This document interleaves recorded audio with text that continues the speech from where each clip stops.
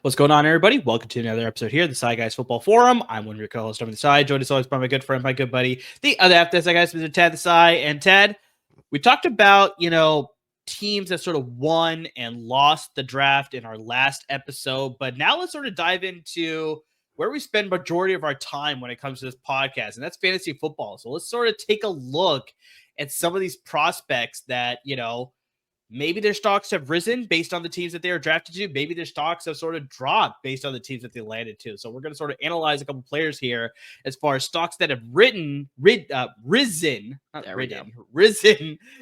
where they landed, and some players that unfortunately, based on their landing spots, their stocks have probably dropped a little bit here. But exciting times, Tad. We're transitioning into that fantasy football point now.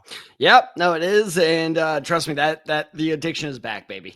Because this was a fun episode of research. But before we do have to address a HR concern. Not by LAFB. LAFB has no HR concerns because they're a fantastic company to work for. It is a Decide Guy specific HR concern. Okay, so after my move to Chicago, we got an employee, and I think he counts as an employee at this count. At this point, we did get a complaint and a request. So he requested that he appear every episode, hence why right there. There you go. Okay. So now we had to introduce the third Decide Guy, or at least acknowledge him, because yes, he did request camera time and now he requests recognition. Well, since he's in he's sleeping on the job. Nice. Even though he just moved. Yes. Yeah, I had to move as soon as I said that. Damn it. Well, he's in your screen, so you need to acknowledge him then. Cap's there. Cap's always been there, which is good news for maybe bad news for our audience, but I imagine probably good is I got to tone the rants down because they rile him up. I'm like, oh, we're excited. Why are we excited? So hopefully no rants today. We'll see about that one. Yeah. TBD. All right, Ted. Fantasy football, we're back. It's true. It's very, very true. So, Tad, let's go with our sort of game plan here as far as, rookies that, increase their fantasy stock, rookies that have decreased their fantasy stock, unfortunately. So let's start with rookies that have risen as far as their fantasy stock is concerned. So who do you think is a guy that, once it comes to fantasy draft time, this is a guy that you want to target in his rookie year because he could bring some serious production to your fantasy roster? So I'm actually going to start off by shouting out friend of the show, Jason Davis, because he has been texting me a lot the last week or so, being like, all right, what's my draft strategy? Drafts in. Actually, his draft already may have happened because he is in a dynasty league. And so their draft is mostly rookie based. And the first round this year in dynasty leagues must be an absolute goldmine. Like, I almost asked him, like, can I third party view your draft? Because I'm fascinated at the order of how all these rookies are going to go. You and I were talking of their obvious ones. Genty. You said Cam Ward was interesting. I disagree with you. Not that I don't think Cam Ward's not going to be great. I think he's going to kill it for the Titans. But that's why he's uninteresting to me. The pick I kind of want to roll with was Matthew Golden, but I feel like everyone is kind of expecting. So there are a lot of rookies that are promising. So I was trying to go for a guy that, our redraft listeners could potentially target. Because, you could say Ashton Genty, but he's probably going to be a first round pick in most fantasy drafts. Yeah, I see that happening. So I wanted to stick with running back, and I actually found a really interesting name who, during the draft process, I wasn't anti this player, but I also wasn't like, okay, I love this guy. Now I do love this guy.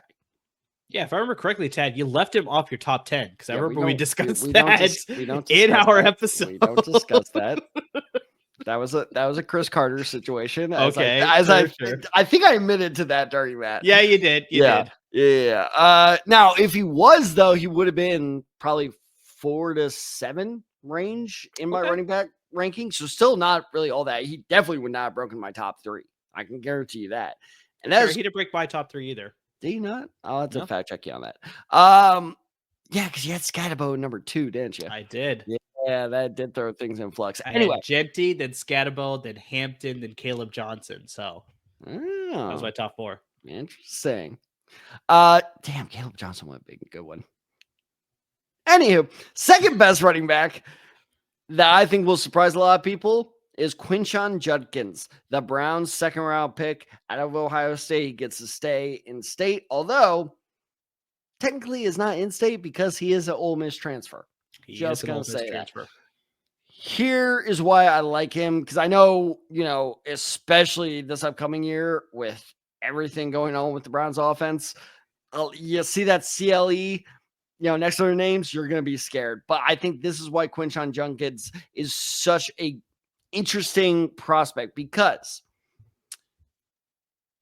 he had 10,000. That would be incredible. He had 1,000. I missed the comma. Jim Brown. I missed the comma.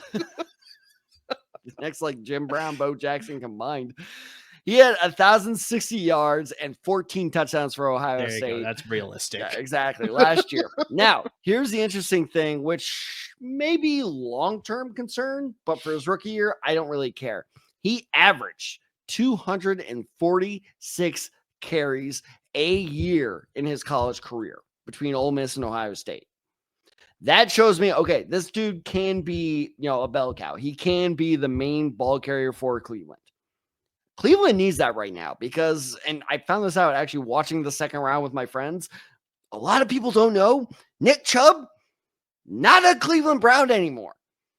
All my friends, because to give some context to that, my friend Matt, who is, shout out to Max, is a Chicago Bears fan. And throughout the second and third round, he's like, why are we drafting running back? Which is a whole other discussion.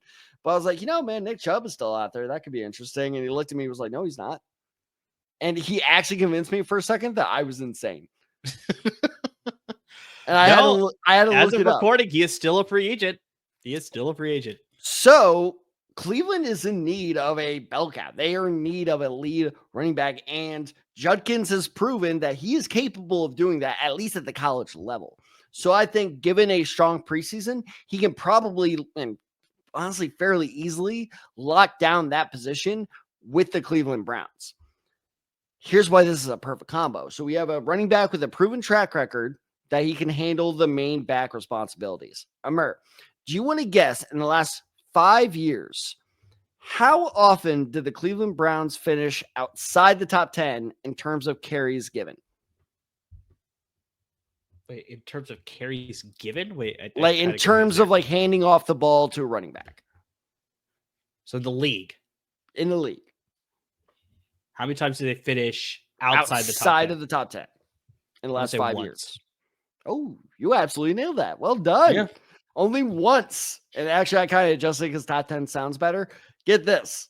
The 1 year they finished outside of the top 9, they finished number 10.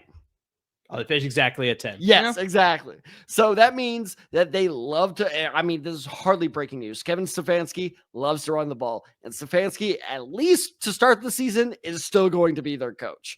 Mm-hmm. Let's touch base again, week 8, and we'll see where we're at. But so we know that Cleveland's going to run the ball a lot. Now, there are a couple of interesting, qualifiers to throw in here. One is Jerome Ford. You have an experienced running back who is more familiar with his offense that the coaches are also more familiar with. However, I think Jerome Ford is a lot like, Jalen Wright, Kenneth Gainwell, guys like that, where, yeah, you're good. I'm not saying you're not a good player. Is he a lead back, though? It seems like his real niche is complimentary back. So I'm not that worried about Judkins. Now, there are two things that could throw a real wrench in this prediction. One is, and this one actually scares me the most, it would not shock me if Nick Chubb re-signs with the Browns at some point this summer. I don't think it's going to happen at all this month, but I could absolutely see like a June or July re-signing of Nick Chubb. Then I retract this prediction.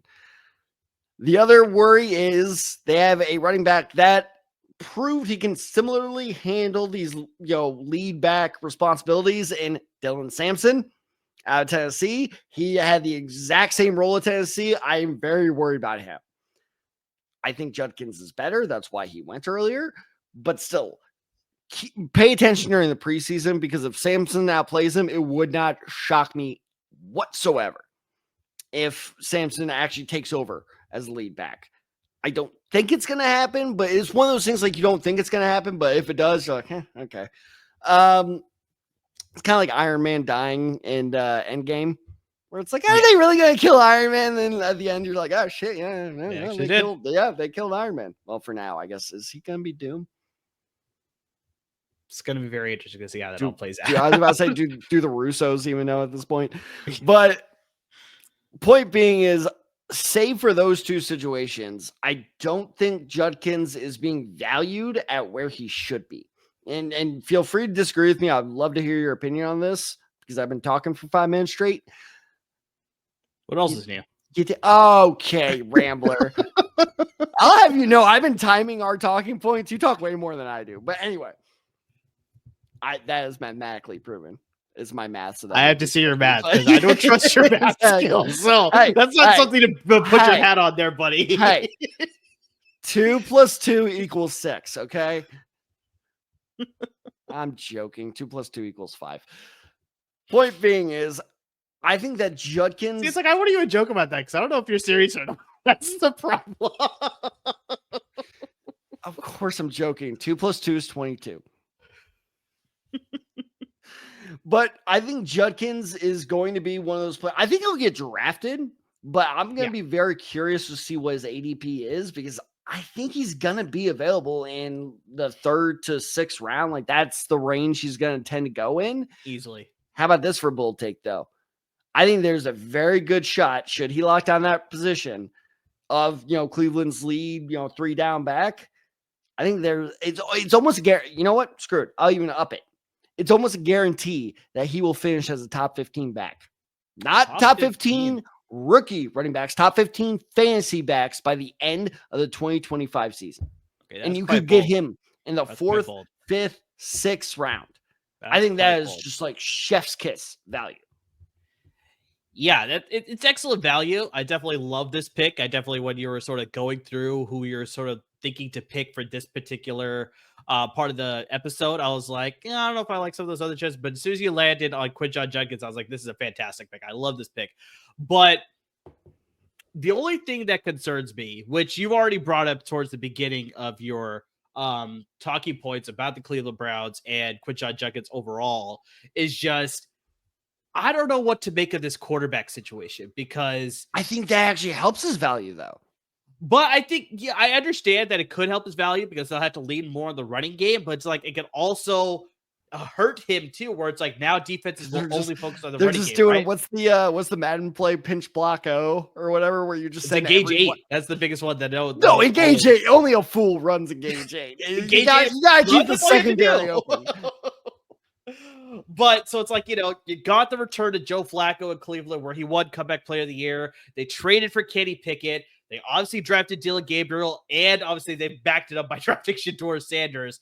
All maybe with the possibility of Deshaun Watson maybe playing some of the season this year too. So it's like, I don't know what to make of this. Who's going to be starting, for them? Who's going to play how many games of the season? Because I bet you they're going to play very much a hot hand, where it's like, as soon as one guy started to struggle, they're going to bring in the next guy. As soon as he starts to struggle, they're going to bring in another guy. As soon as he starts to struggle, they'll bring in the last guy. Then it's like, no, let's go back to the first guy. Let's see how he does again. So it's just like, I'll just see this giant carousel happening at the quarterback position for the Cleveland Browns. So I do agree. This could help Quinshon Judkins' fantasy stock value, or like I said, the opposite, where it's like, if the defenses do not trust that passing game to do anything against them, they'll just lock in on that running game, and they'll be able to sort of limit the production for Quinshon Judkins. So that is the thing that I'm worried about. You brought up the factor of Nick Chubb possibly resigning with this team. Yes, the outside possibility is still there, but I think with them drafting Quinshon Judkins, I don't think there's a chance where they're looking to possibly bring him back. I think that was pretty much a sign that's like, all right, Nick Chubb, we appreciated you, but unfortunately, we're moving on with a younger person here. So it's like, whatever it is. So it's just like, yeah, the Dylan Sampson thing definitely intrigues me as well. That speed factor in this offense, that home run threat, because that's one knock on Quinshon Judkins. He'll get you a lot of yards with his power style, but he is not a speed back. He is not a guy that's going to be able to break off 60-yard touchdown plays on you. Dylan Sampson is that guy. So if they get into a situation where it's like, they'll get a little bit of a, dual threat situation where it's like Quinshon Judkins will get those first 2 downs. And then on 3rd down, if they need that home run play, maybe they'll go with Dylan Sampson. So, but I do like the fact that if they get to the red zone, we'll see how this offense goes. If they get to the red zone, Quinshon Judkins will be a red zone machine. He'll score a lot of touchdowns in the red zone for sure. So if you're playing a league where obviously touchdowns, get you 6 points, it's like, this is definitely a guy that you want to stash for. So 15 is a little bold for me. Top 15 overall running backs. That's top pretty 15. bold, I'm rolling with it. I applaud you for sticking with that, but just, that's a little bit too bold for me. But I do like his value somewhere in maybe not even early as 3. I'm thinking somewhere in that 5 to 7 round range. That's where I think he's going to get drafted. I do agree. I think 3 would be a little early because that's basically when you're praying that everyone ahead of you has taken their running backs. So you're just okay, they're some low ends, at that point, all the low end running back ones are gone. You're hoping for a mid-tier running back 2 to fall to you. But that's what I'm saying is I think Judkins is a fascinating, because it doesn't happen to you every year, but it happens to someone in your draft, in a redraft league every year, where you have a plan. And to your plan, you have a backup plan. And then it all falls apart, and then you're panic drafting. Not the worst panic pick in the 3rd round, in my opinion. No, I agree. Famously, like Mike Tyson has said, everybody has a plan until they get punched in the mouth. So that could very much happen to you in your fantasy draft for sure. Everyone has a plan until you get punched in the mouth. Oh my God, that was so bad. That sounded like Towley from South Park. That was not even remotely close to Mike Tyson. You're a towel.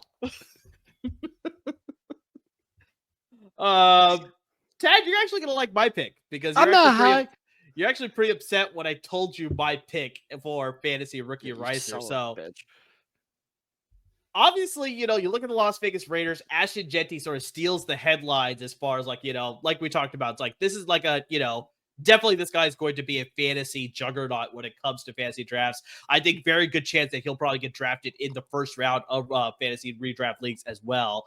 But there's another guy that they drafted in the 2nd round that I think has very good potential. Talking about that value, where we're talking about with Quinshon Judkins going in the middle of your fantasy draft there, where it's like you sort of reap the value there. I think this is another guy that's like you could get maybe in that 6, 7, 8 round range that I think could pay serious dividends for you. And that's your boy out of TCU, Jack Bech, the wide receiver drafted by the Las Vegas Raiders, who you actually won a bet that we had during the NFL draft. I told you. I said Jack Bech was not going to be drafted in the 2nd round, and he got drafted I think, 10 or 11 picks before the 2nd round. It was right before. I was getting very nervous. I was counting the picks too. I was like, oh my God, we have 10 more picks to go, 10 more picks to go.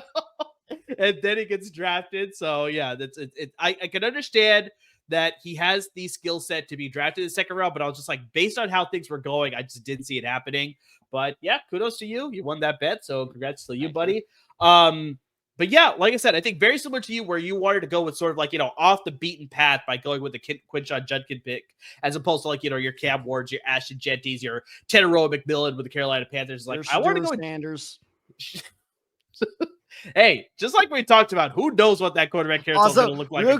Real quick, I want to say this earlier, but salute to you, Dylan Gabriel. Did you see the whole number drama that unfolded today? I was actually just about to say, Tad, I know you're a big jersey number guy. They posted the graphic in case anybody didn't see it. I think it was the Cleveland Browns that posted this graphic, right? I have no idea who posted it. I just saw the headlines. Okay, so I'm guessing somebody posted it on Twitter that Dylan Gabriel's wearing number 5 and Shedeur Sanders is wearing number 12 based on his mentor, Tom Brady. But the genius of this graphic, or that everybody's sort of ripping the Browns orange, just having a good laugh about it, is that they posted Dylan Gabriel on the left side of the graphic and they put Shedeur Sanders on the right side of the graphic. I think somebody commented, was like, oh, so this is a reflection of what your record's going to be in 2025. Is it 5-12? Oh, no. Oh, did you not see that? So, no, I did not, because okay. you actually have this wrong. That's what you're commenting about. No, you have this wrong. So you did not see it. Okay, I get. Yeah, then maybe I saw. That's what I saw. But clearly, you saw something different. You fell for fake. Maybe I fell for fake news. We're gonna find out. Okay, we'll see. Dylan Gabriel, if what I saw is correct, actually took the number 2. Okay, all right. Shedeur did not know he was going to do that. So first off, Dylan Gabriel, I salute you, my man. That is such a power move. Like, that is awesome. And Shedeur, so Schefter tweeted that out. Shedeur replied to Schefter, go, wait, what? And then Shedeur had to pick number 12 as like a backup. I see. Okay, yeah. So I'm not sure what is accurate there, but yeah, I saw a graphic where Dylan Gabriel is wearing number 5. And Shedeur Sanders had number 12. So, yeah, but I could be wrong. Obviously, it could be number 2 there. But just, yeah, it's very interesting. 2-12 would be even a worse record there for the Cleveland Browns.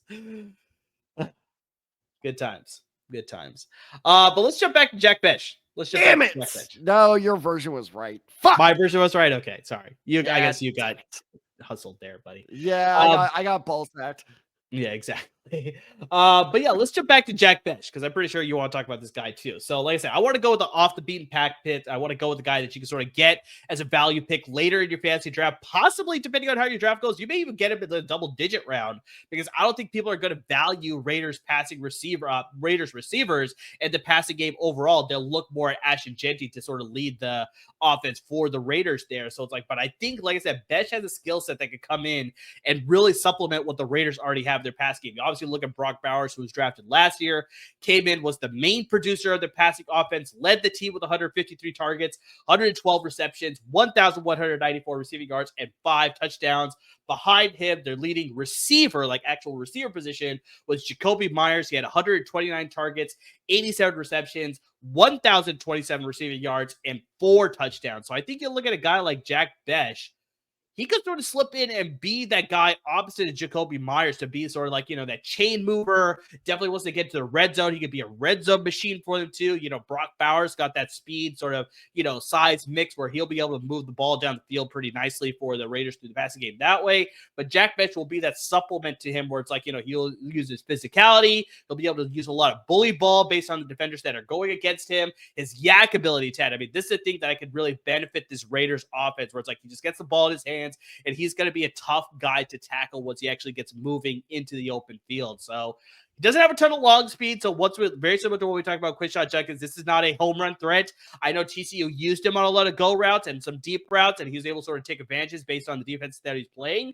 But I think once you get to the NFL level, I don't think he has that speed level to do the same thing in the NFL. But that doesn't matter, because like I said, I like his physicality.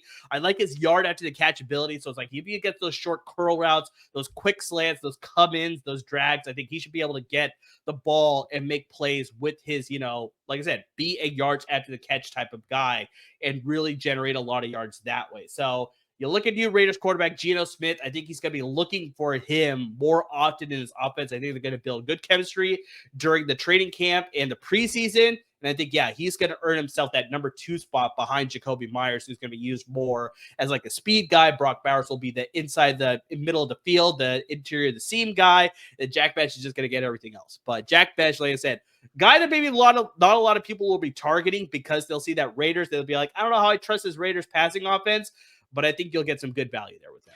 I completely 100% agree with this. And in fact, I'm actually going to go a little bit further than what you said. Is like, I think Bech could be like a super valuable, like even a last round pick. Yeah. Because people are going to see a name they don't recognize. They're going to see the LV and they know they suck, or they sucked. Because I actually think Vegas could be a surprise team next year. But it could be. It'll be very interesting to see how they go. So again, that's another player. His ADP will be very interesting to watch. And I think this is where, and it's funny because my friends ask me, like, why do you guys do a Senior Bowl live stream? Like, who watches the Senior Bowl? This is why the Senior Bowl matters, because I actually do agree with you. I don't agree with you that they utilize lesser or, game plan against lesser defenses or whatever the hell blasphemy you said. But I agree that I think his yak ability that he had at TCU, where, he was just bigger than everyone else, so he just shedded everyone else off. He's obviously not going to be able to do that in the NFL.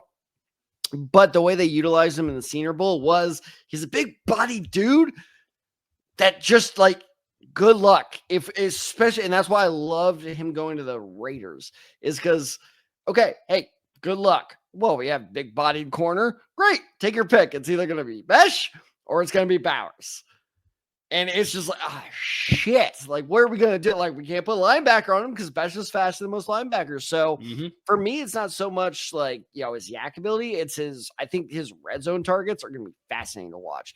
And another interesting thing is once he was drafted by the Raiders, first off, me and all my friends cheered, as we always do when TCU players drafted. And then one of my friends, who shall remain nameless, looked at me and goes, I don't know if I can name a single receiver on the Raiders. Wow. Okay. And that shows you the general public knowledge of the Raiders receiving room. Yeah, no, that's true. So I think Bech is going to get plenty of opportunities. I don't know if he's so much worth a benching stash, because I want to see how they utilize him. That's my one big question, is because Pete Carroll usually goes for the speedier, bigger receivers. So I'm a little hesitant on how he's going to be utilized, but he is a definite top tier waiver target for sure. So it would not shock me if Jack Bech finished as the second most successful fantasy rookie receiver this year. Rookie receiver. Yeah, that's a good qualifier there for sure. I do agree with you. That's Pete Carroll likes to get some of those faster, bigger bodied wide receivers. But I've also found that during his tenure in Seattle, random receivers would just find a way to get off in that offense and just find a way to sort of get some production there. And so it's random receivers, but random tight ends.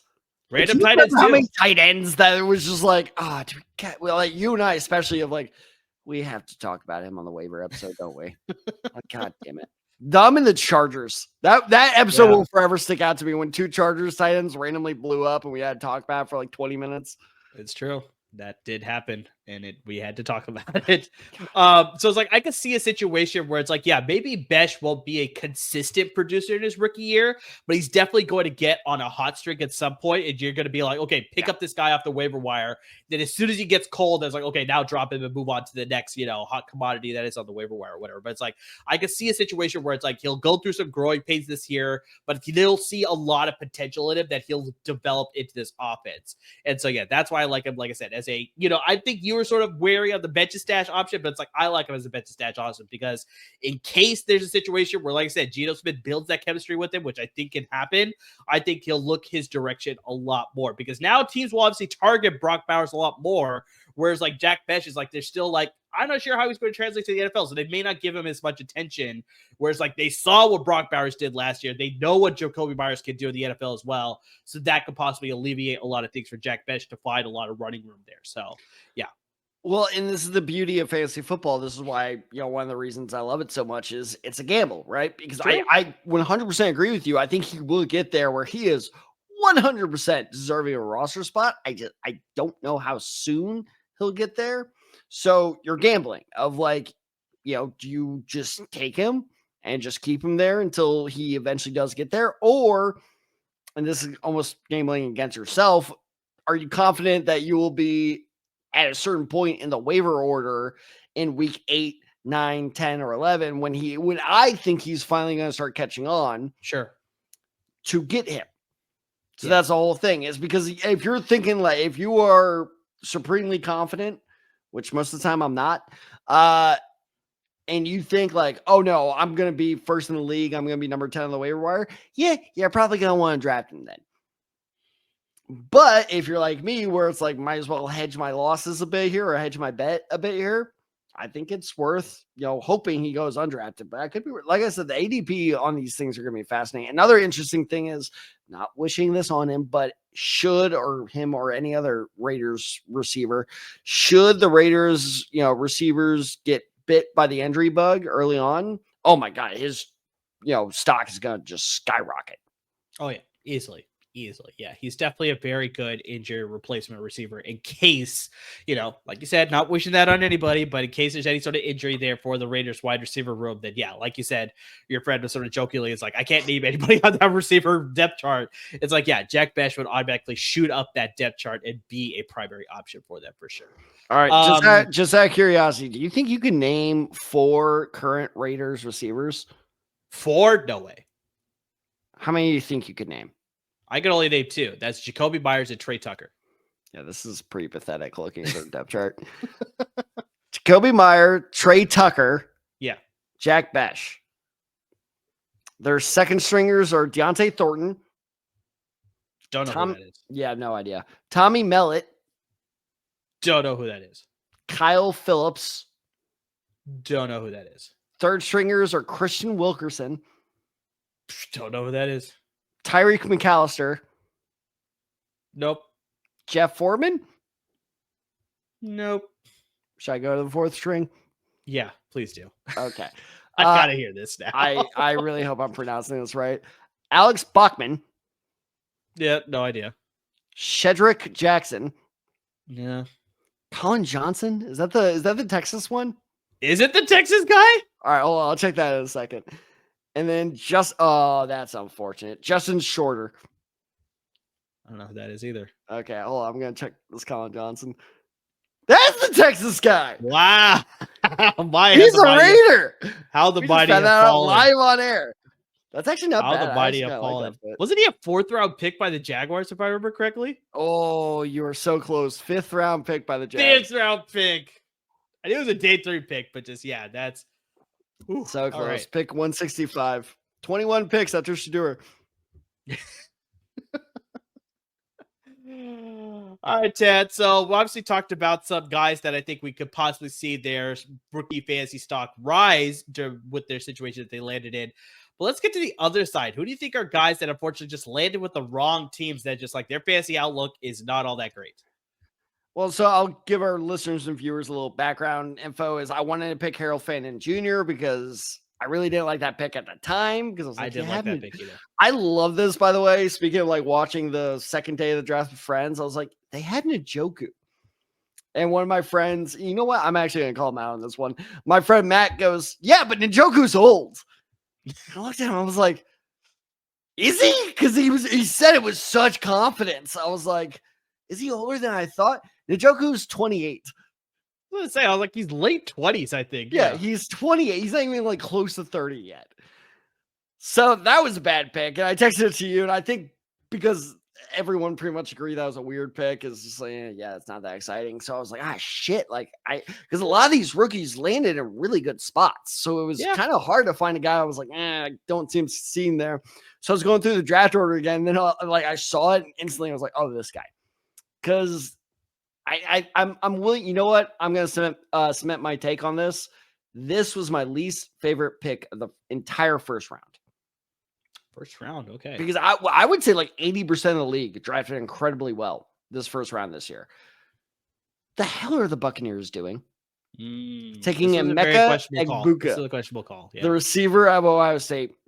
My least favorite first round pick. Nothing against Egbuka, nothing against the Buccaneers, but that fit just does not make a whole lot of sense. And I kind of understand the thought process, or at least what I believe was the thought process, which is Godwin is very injury prone and we throw the ball to him a ton. Mike Evans, now you want to talk about someone getting old. Mike Evans is getting old. He's getting up there. I mean, the dude barely broke 1,000 yards. They had to do that whole purposeful setup play just to get him above 1,000 yards. Yeah.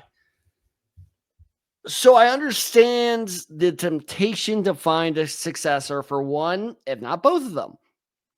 I don't understand doing it right now. That makes very little sense to me. Why? Well, Mike Evans, despite, barely getting over 1,000 yards, is still pretty consistently on the field. Chris Godwin it's not what, and I've referred to this on the episode or on the show before. It's not what I call Julio Jones syndrome, where he's questionable. What's questionable?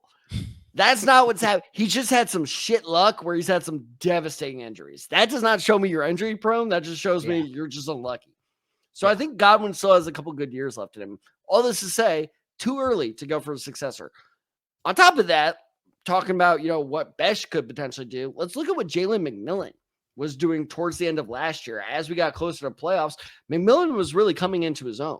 He looks like a very solid number 3 receiver and a very solid, in my opinion, successor for Chris Godwin. So you have McMillan, you got Evans, you got Godwin. That's it, right? That's all the Bucs got. I like Cade Otton at tight end. No. Oh, I forgot about him. Apparently the Bucs did too. Cade Otton. Well, that's it, right? They don't have any other players who are good in the receiving game, right? Everybody's favorite player from last year, Bucky Irving. Oh my God, I forgot about Bucky Irving. Good Lord. And apparently the Buccaneers did too. So you have like 5 or 6 legitimate threats ahead of Egbuka in a position that is historically very hard for college players to transition almost immediately. Like, unless you're a top tier talent, receivers tend to transition to the NFL a little slowly. Not in terms of season to season, but in terms of like later on in the season, they tend to, start catching on.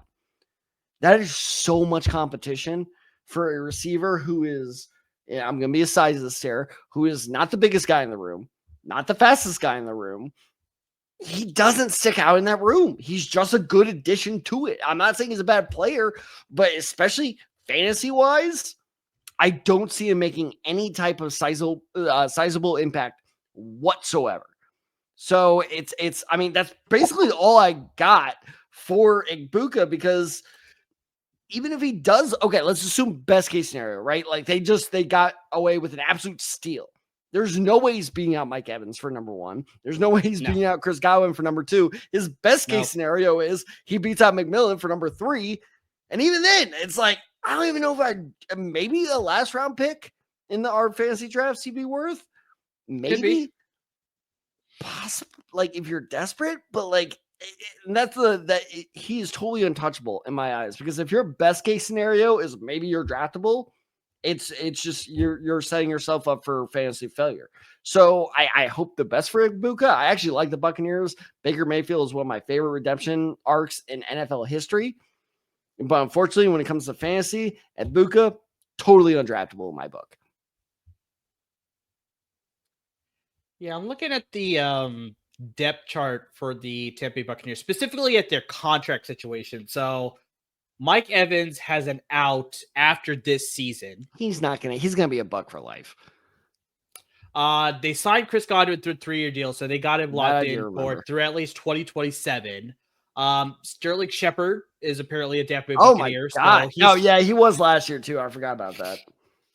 He'll be a free agent in 2026, so he's only good for this season. Jalen McMillan's still on his rookie contract, so he's still good through 2027 as well. He'll be a free agent in 2028.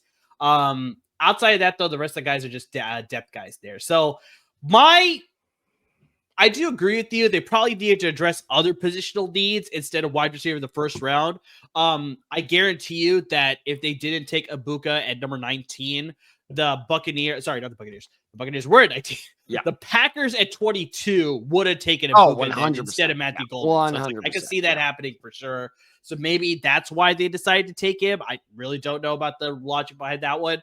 But I know you said that Mike Evans is going to be a Buccaneer for life, but maybe just after 2025 he retires. And so that's why not outside the realm of possibility. That's why they drafted Egbuka, to be like, okay, you are the future of the wide receiver position for us in the Tampa Bay Buccaneers, and the future of the passing game. With, like you said, Chris Godwin unfortunately just had some bad luck with some bad injuries. And so it's like, how much can they really trust him to get back to prime Chris Godwin, right? Chris Godwin's already 29. So it's like, how much better can he get from the injuries that he suffered, right? So like I said, when you think about it that much, I think it makes a little sense, right? From a team standpoint, I completely agree. I get why you did it. Yes. I still don't agree with the move, but I understand the move. From this year fantasy aspects, nah. And I know a lot of our listeners and viewers are dynasty guys. And so you're like, okay, yeah, there's some value in him with dynasty, but just be aware that, like, in my honest opinion, I think you'd be better off just waiting until next year's draft and seeing how that receiver class shakes out. To be totally honest, because, okay, let's assume Mike Evans is gone, right? Let's assume you are correct, which I think is a very real possibility, because that is a guy with Julio Jones syndrome. We were like, what is questionable? Because he is just dealt with some, I think, some quad and some hamstring injuries this past season. Like I said, he barely was able to get past that 1,000-yard receiving mark towards the end of the season. So I was like, yeah, it wouldn't shock me if, like, after this year, he was just like, you know what? I had a good year. I had a career here. I won a ring. It's like, I'm done now. So. Are you calling Buccaneers Super Bowl champions here? Oh, you mean the ring? Okay. Does he have 2? Didn't Brady win 2 with the Bucs? No, he made 2. One. Did he make only won 1? But he made 2, right? Or am I imagining that? He did not make 2. They only made the 1, and they were done. Wow, the whole Brady Buccaneer thing gets really overblown then. Anyway, point being, it's only because they beat the Chiefs. Point being, though, is, yeah, that wouldn't shock me either. But again, that's a mighty big risk to take, and let's assume that happens, okay? You still got Chris Godwin to compete with. Yeah. And that's, again, we're just completely dismissing Jalen McMillan here. If McMillan keeps advancing as well, that's just more, like, there's so much competition going on for such limited targets. Because let's not forget, especially in the red zone, there's a reason I made the Otten Irving jokes, is those guys are prime red zone targets. Like, there's so much risk here. They're better receiver. Jack Bech, I would rank probably, by the way, our fantasy rankings will be coming out this summer, so keep an eye out for that. But I would probably rank Jack Bech at least 3 spots above Egbuka, a first-round pick. You're talking about in dynasty rankings? Any. Redraft rankings, I'll give you. Dynasty rankings, I think I still like Egbuka because I think he's got the skill set to sort of usurp some of the guys that are on the depth chart there in Tampa Bay currently. So yeah, maybe this year I totally agree with you. I don't know how much I trust him in redraft leagues this year in his rookie year, but I think give it a couple years, I think he has the skill set to emerge in that depth chart and become a primary piece of that passing offense. So, but like I said, that's my opinion. You're entitled to your opinion. That's why we have this podcast. That's why we have these agreements and disagreements. That's the fun of it. Okay. 10-round dynasty draft. Is Egbuka draftable in the first 5 rounds? Oh, yeah, easily. What? No. Easily. No. Easily. No. Yes. Absolutely not. Traitor. Easily. Traitor. When has an Ohio State receiver ever worked out of the NFL? You want to go down this path? No, I don't. It's going to take too long. Olave was a bust. Get better soon. You know what? Is he okay? Is he okay, by the way? He's still alive, right? You say that as a joke, but with the there's a legitimate you can talk me into possibly labeling him as possible. Speaking of teams that maybe could have, do you think Ted McMillan would have been a Saint if the Panthers didn't take him? That's a good possibility. I could see that very much. I absolutely could see that happening. I got to see that happening. Kellen Banks Jr., by the way, first-round pick in Dynasty Leagues. How great would that be? You get like 50 points for a pancake block. There's actually, Ted, I don't know if you've ever heard this before, but there's some leagues that I sort of see where it's sort of fun here, where a quarterback gets 50 points if they make a tackle. Oh, I love that. It totally swings a fantasy matchup if they throw a pick and he somehow gets the tackle on the same player. Jameis Winston, or fumble, Winston, first overall, no question. But yeah, I saw so much during the fantasy season last year where people are like, I was winning my matchup, but then, Sam Darnold threw an interception. He's able to make the tackle and totally swung in the opposite direction and they won or whatever. And so, you joke about that, but it's like, yeah, I have seen some people play with that setting for some reason where it's like they make one tackle and it's like they're set. I would take Will Howard so fast. Also, really quick, before I get to my pick, I was once again on social media. And somebody posted, is this the worst wide receiver room, the current Pittsburgh Steelers room? So if you look at this Pittsburgh Steelers quarterback room right now, it is Mason Rudolph, it is Will Howard, and... Oh, if you get this third one, I will be so impressed. Former Dolphin, if I'm not mistaken. Is it Skylar Thompson? It is Skylar Thompson. That's what it was, yeah. So what do you think? Is that the worst quarterback group that you've ever seen? Ever seen now? I'd have to think of ever. In 2025. That's what I'm trying to do right now, like live, which is not good podcasting, but whatever. Who the Saints have? I mean, Rattler, he was up and down because Derek Carr's not going to play. Shuck. Oh my God. Do you know who the Saints 4-string quarterback is? Do they still have it's either Clayton Tune or Jake Hayner, one of those? It is your boy, Jake Hayner. Yeah. Clayton Tune's in Arizona, if I remember correctly, right? Oh, I don't know. This one sucks. Brock Purdy, Mac Jones, Curtis Rohr. Ugh. Get out of here. Honestly, the Colts one might be worse. Not than the 49ers. To say, not than the 49ers. Here's a guy trying to talk about my team. Look at your damn depth chart. Look at your damn depth chart. Hey, Riley Leonard, star. Riley Leonard. I can't believe we drafted him. Gosh. Looking at the other quarterback depth charts, you got Allen Trubisky, Shane Buechele, I believe, and Mike White in Buffalo. Tua Tagovailoa, Zach Wilson, Quinn Ewers in Miami. Drake May, Josh Dobbs, Ben Woldridge in New England. Justin Fields, Tyrod Taylor, Adrian Martinez, Brady Cook in the New York Jets. So those are all not bad. I got a pretty questionable one. Lamar Jackson, Cooper Rush, Devin Leary for the Baltimore Ravens. Joe Burrow, Jake Browning, Logan Woodside, Peyton Thorne with the Bengals. This one, maybe, I don't know. Jury's out on this one. We talked about this. Joe Flacco, Kenny Pickett, Dylan Gabriel, Shedeur Sanders, and an injured Deshaun Watson. We obviously talked about the Steelers with Mason Rudolph, Will Howard, Skylar Thompson. Browns may give them a run for their money. I got another one. Okay, what do you got? I don't want to go through every depth chart. That's going to take too much time. I was afraid you were going to do that. I was like, please don't. Yeah. Sam Darnold, Drew Lock, Jalen Milroe. That's not great. That's a lot of question marks. You know how I feel about Jalen Milroe. You know how I feel about Jalen Milroe. Look, I am a Mizzou boy, born and grown. Like, I will cheer for Mizzou until the day I die. Drew Lock's man. And who the hell knows what Sam Darnold is? That's the big question. That's gonna be all right. Before we get to your bust, though, Sam Darnold, worth drafting in fantasy leagues? That's a good question. That's actually a very good question. I don't know how I feel about him. I'm going no. He had a really good season last year, but just with all the trades that Seattle made, it's just I don't know who to trust in that receiver room now. That not even that, but I just hate unknowns in fantasy football. Go with what you know. It's true. And that entire, especially at the quarterback position, at the quarterback position, and that entire Seahawks offense, I don't know. It's a big question mark. I don't know. If anyone says they do know, they're lying. All right, let's move on for the quarterbacks here, Tad. Let's get to the running back position because you talked about a shocking pick by the Tampa Bay Buccaneers in the first round. I was quite shocked by this pick, actually. I was really intrigued as to why they went in this direction. And that is the Los Angeles Chargers. Talk about LAFB here, unfortunately, guys.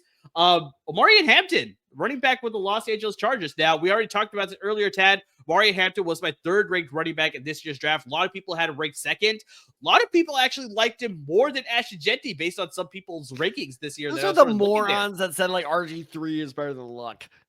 Could be the case there, but it's whatever it is, it's just it's very interesting to see him drafted in the first round because it's you look at this draft pick and it's if you didn't know the running back depth chart for the Los Angeles Chargers, you're home run pick. This is absolutely going to fit Jim Harbaugh's offense. He's going to be an absolute stud in fantasy leagues for the Chargers, what have you. He's going to be amazing. But you have to remember, Ted, that they signed Najee Harris in the offseason to be a lead running back for the Los Angeles Chargers. If you remember, Ted, when that signing happened, I texted you. I was like, this is my early sleeper for fantasy football. No, I was I love this pick because you have to remember, Najee Harris, Ted, was a guy that Jim Harbaugh was recruiting back in high school to go play for the Michigan Wolverines. Unfortunately, he did not get that sort of contract offer. Ended up signing with the Alabama Crimson Tide, so he was a member of the Crimson Tide there. But finally got a chance to sign him here. He is now a member of the Los Angeles Chargers. I know, Ted, you're not a huge fan of Najee Harris, but he still has had 4 straight 1,000-yard rushing seasons, and he's had over 250 rushing attempts in all of those seasons as well. So, I mean, this guy is the definition of a bell cow running back, so he can handle that workload. And in this offense here, I think he'll find a lot more success compared to what he saw in Pittsburgh, especially what we expected with Arthur Smith being the offensive coordinator last year. Just didn't see that same thing from him. Anyone can find more success than they found with Arthur Smith. Nope, that's fair. That's fair. So, like I said, if Omarion Hampton landed in a situation and Najee Harris wasn't there, I would have loved this pick. This would be like one of my favorite picks. It would be something like we talked about where it's like, this is an obvious fantasy football, like home run pick when it comes to this year's draft. But like I said, now that he's thrown into this mix with Najee Harris and Tad, they also re-signed J.K. Dobbins as well. So he's in that mix as well. That I did not see. They re-signed him. Jesus. So it's like now you got 3 capable running backs in this depth chart. Yes, obviously we know about the injury history of J.K. Dobbins, so that's why they got these 2 running backs here. But Najee Harris has been able to stay healthy. Omarion Hampton during his career has been able to stay healthy as well. So it's like, I don't know who to trust between both these guys, because what did we just talk about with Quinshon Judkins? He was a bell cow at Ole Miss, and then I remember we talked about it. That was like, it's a very interesting move that he transferred to Ohio State during the transfer portal because he was just going to split time with TreVeyon Henderson. Now, obviously, it led to them winning a national title, so for Ohio State, it was fantastic. But just overall, when you look at the numbers, for college football numbers, the numbers that you laid out, it's like, that's good numbers.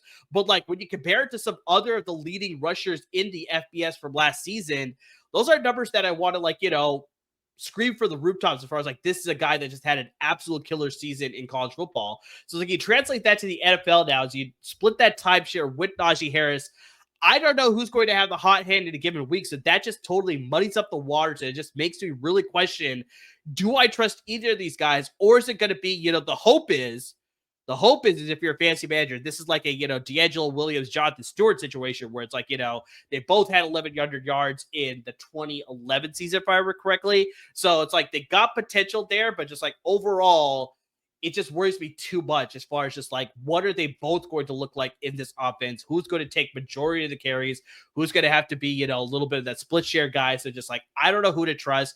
If this just, you know, like I said, we talked about this before in the podcast where we get to fantasy season, cannibalizing the other player. That's like, that's exactly what's going to happen here with Najee Harris and Omarion Hampton. So yeah, it's tough. I love the situation, but just with Najee Harris in that backfield, it's hard for me to trust Omarion Hampton. All right, so real quick correction. J.K. Dobbins is still a free agent. However, he is reportedly down to 2 teams. Okay. The Chicago Bears, hardly surprising. Yeah. And the Los Angeles Chargers. So in return is still very much, I think that's maybe where the confusion came in. But yes, no, the return to LA still very much in play. And if that happens, absolute killer of his fantasy value. 100% agree with that. Now, if the Chargers stay with Najee Harris and Hampton, I still agree with you. Like, and this is why, and this almost goes back to our Bucks situation where, it's not why I hated or I did not hate this first round pick of like, I completely understand where you come from. And maybe my hate for Najee Harris definitely played a role in my reaction to this pick, because I was like, I get it. You saw what you got and you were like, oh, that was a mistake. So to me, Najee Harris is like a 1-year rental. And Omarion Hampton is like, okay, we'll bring him along slowly. And especially with running backs, don't put too much tread on those tires, you know, too early. So I actually didn't hate the pick, but in terms of this very next upcoming year, 100%. I think it's redraft leagues, don't take it. Because it's a coin flip. It's a 50-50 shot of, you know, and we had this discussion last year between J.K. Dobbins and Gus Edwards of like, who do you trust more? And I think you took one, I took the other. And I don't remember. I was on the J.K. Dobbins trade like early. Okay, so you won that. So high. Yeah, okay, all right. So you won the coin flip because it was a coin flip. I did. And if I'm not mistaken, Gus Edwards got hurt. So if not, J.K. Dobbins got hurt. Then Gus Edwards. Oh, is that what happened? Okay, I'm getting them mixed up. But my point remains is like they're all interchangeable. Yeah. Like this is there is no consistency, in which goes to show how good this offensive system is. That it doesn't really matter who you plug in; they're going to do well if they're running back. But bet, you place your bet on the wrong horse. Maybe that's not the best phrasing, but whatever. You're going to lose, and you're going to lose big. So, even in dynasty leagues, again, I don't know if he's worth a pick right now. I don't know if he's worth the bench spot right now. If you're loaded at running back, maybe. But if you're looking for a guy, I need him to contribute this upcoming season, there's so many safer bets. Quinshon Judkins being a way safer bet, in my opinion. So I agree with you. I liked the pick itself, but in terms of fantasy value this upcoming season, hate him. Yeah, the redraft value is just so low with him, unfortunately, with that Najee Harris sort of factor there. Dynasty leagues, though, like you said, if it's only a 1-year rental with Najee Harris in Los Angeles, then Omarion Hampton is going to be a starter. But even then, that's a bet. That's a bet because I very well could be wrong about that. That's my bet. That's what I'm betting on. But if I'm wrong, you just drafted a guy that's going to ride your bench for the next 2 years. That's a heavy, heavy investment. So it's risk management, right? It's how am I into all of this? But when it comes to the stock market, I'm like, I don't know. But it's all risk management. And I think that there are much surer bets in the rookie running back class than Hampton, which is weird considering Hampton was the second one off the board. It's very, very true. Very, very true though. So I like Scat, much like you now with your rankings. I like Scadabo's value right now way more than Hampton's. He's going to take that starting role away from Tyrone Tracy, who I love. I feel so bad for Tyrone Tracy. I feel so bad. Come on, man. I go from Purdue to New York. I kill it, and I have to put up with this mother effer. Fuck. I don't know why you censored mother effer and then said fuck, but whatever. I don't know why you did that either, but huge fan of Tyrone Tracy, but I love Cam Scadabo's skill set. I think he's definitely going to take over that number 1 lead back duties for the New York Giants for sure. 2 free agents linked to the Chargers, J.K. Dobbins and Keenan Allen. Oh, Keenan Allen making a return. He did mention that before. He's like, if I don't return to Chicago, I'm going back to the Chargers. So he has said that before. So they're good. They got QJ. All right, so that'll close out today's episode, going over some rookie fantasy stocks as far as both the positive as well as the negative. Like we started talking about, this is sort of our transition, our foray into the fantasy football world now. I mean, before you know it, fantasy season will be upon us because we're already, approaching the middle of May. After that, we'll have, the rookie, pre-OTAs, and then we'll have the training camp, then we'll have the preseason games, and then by then, you'll probably be ready to start doing all your fantasy drafts as well. So, guys, we will be ready to give you all the information that we have. Make sure you follow us on our social media handles. You got us on Twitter. You got me at UpTheSide23, Tad Side94, got the show handle at The Side Guys, and of course on Instagram at The Side Guys as well. Like Tad said, once we get to a point where we're releasing all of our fantasy position rankings, that is where you can find all of our rankings, both on Instagram as well as Twitter. You can interact with us as far as who do you like as fantasy sleepers this year? Who do you like as fantasy bust this year at the rookie position? At all positions, the veterans included as well. So, interact with us. That's the best way. You can talk to us and we can voice, you can voice your opinions to us and we can obviously reflect them right back to you as well. Make sure you subscribe to your podcast. Make sure you subscribe to the YouTube channel as well, so you can drop some comments on our YouTube videos as well. We appreciate everybody who's already been doing it. And please, guys, make sure you're subscribing and paying attention to all of our good friends at LAFB Network, because without them, there would be no us. You're getting a lot of great content from a lot of great content producers when it comes to the Rams and the Chargers and their offseason and what they're looking for as far as position battles and everything that's coming. The schedule release next week, Ted. So I bet you they'll have a deep dive as far as matchups that they like, where they can possibly get some wins, some record predictions. I'm pretty sure that will come out from those guys there for the Chargers and the Rams. And of course, you'll have all the spring madness when it comes to the Bruins and the Trojans at the college football level. And guys, it is not just football anymore. They got basketball off-season coverage for you now. Unfortunately, both the Lakers and the Clippers have been eliminated. Did Luka not work out for you guys? That's a shame. So they'll evaluate. Do the Lakers need to add a big man to help their interior defense? Do the Clippers need to move on from James Harden and Kawhi Leonard? They'll go into all of that to figure out what their offseason plans are, how they'll attack the draft, how they'll attack free agency. But Tad, we're in the middle of baseball season. We still got a lot of baseball season left to go, so they got you covered with a Angels and Dodgers coverage as well. So they're covering all big three sports there. But guys, make sure you're subscribing to them because they're giving a lot of great content, lots of great content for a lot of great content producers. But to everybody who's already supporting our podcast by listening to our podcast, by subscribing to our podcast, by subscribing to our YouTube channel, by interacting with us on social media, I mean, just anything and everything that you're doing to support the podcast, we really cannot thank you enough. Cam Ward, Will Levis, Brandon Allen, Tim Boyle. That's a rough one too. That's rough. But I do like Cam Ward though. Tim Boyle's career stats: 5 touchdowns, 13 interceptions. Oh, how is this? That's almost like worse than Nathan. You know what? That is worse than Nathan Peterman. It can't be worse than Nathan Peterman. I think it has to be. All right, I think Peterman's worse. I am on it because that is like, at least Peterman had like some solid games. Tim Boyle has just been like consistently terrible. Nathan Peterman is a Falcon. They had to find a replacement for Kirk Cousins. Shit, that is worse, or that is better than. I swear to God, I'm not making this up. Nathan Peterman, 4 touchdowns, 13 interceptions. I told you. I think like half of those interceptions by Nathan Peterman were pick sixes too. Like it was bad. I think half of them came from 2 games too. Probably. I don't doubt it. Anyway, if you guys want to watch some good football or at least get some good football analysis, check out the Salute to Troy podcast hosted by person of the show, Al Rowe. Hey, as crazy as it sounds, we are almost exactly 3 months away from college football starting up again.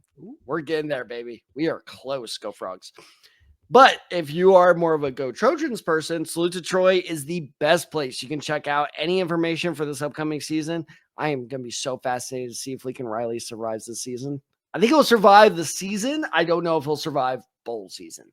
But if you want someone who's much more knowledgeable in USC football than me, be sure to check out the Salute to Troy podcast. And if you want all the breakdown of the Rams draft picks, training camp, whatever else future, I just saw a report today actually that Matt Stafford was offered over $100 million by both the Giants and the Raiders. Yep, I saw that too. And he accepted less money to stay with the Rams. Why did he do that? Well, you can find out by checking out LA Confidential, hosted by very good, in fact, I will go out and say it, best friend of the show, Chauncey Talese. He is amazing. He is funny, has great movie knowledge. Chauncey, hit us up. I want to hear your thoughts on Thunderbolts. I watched it 2 nights ago. Yeah, 2 nights ago. I have some thoughts. But that's another fun thing. It's not just football. It's popular culture. It's everything going on in the world. All the fun stuff, at least. So be sure to check that out. And if you're like, well, I don't know where to do that. Actually, LAFB Network just revamped their entire YouTube homepage, where now each show has its own channel. So it is much easier to navigate. If you want to see some past episodes of ours, call us out on some bad draft takes, especially Mer. I had none. Shut up. Be sure to check out LAFB Network. Shut up. How'd you do with your bet with that? Be sure to check out LAFB Network on YouTube or Spotify, Apple Podcasts, wherever you find your podcast. You can find us, Salute to Troy, LA Confidential. So as always, everyone, thank you so much for listening. Thank you so much for watching. And by the way, we're heading into summer, which means you send us in some show ideas. There's a very, very solid shot that they will get made. So be sure to send in those suggestions right there below. We're already shouted them out to our socials because, as always, everyone, we care about you. We love you. And please stay safe, everyone.